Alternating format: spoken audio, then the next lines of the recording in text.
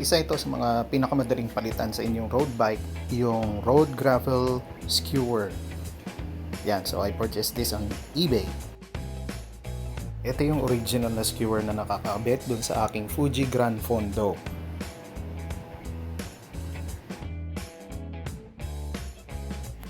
And to the left, ito yung pinalit natin.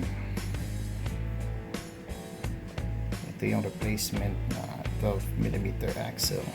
So let's see the difference. Ang una-una nating ma-determine na difference nila is ito ay movable. So unlike yung original, which is this is fixed by a hex bolt. Okay, let's install it.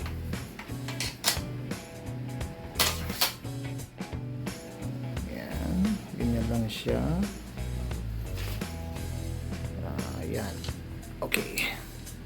So ito yung sinasabi ko kanina. Ayan, you could rotate it like this. Alright. Ayan. So pwede mong i-change yung position. Unlike yung original, hindi mo siya change. Same thing with the front.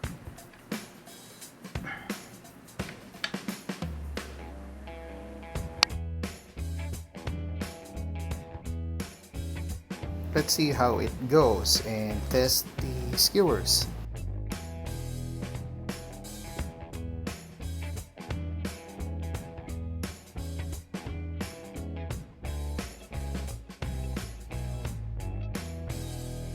Sinubukan natin ito sa road at sa mga rough road.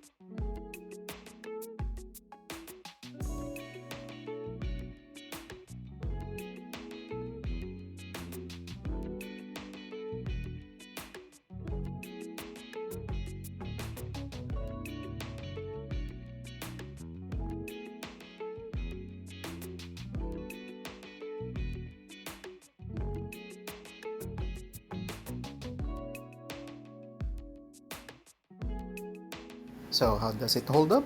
It's okay. So, pwede nyo siyang ipalit dun sa original skewers nyo. Although, ang caveat lang dun is magkaiba sila, medyo longer. Especially dun sa front. So, don't forget to put an end cap para medyo magandang tingnan. At overall, magandang performance at sulit din siya.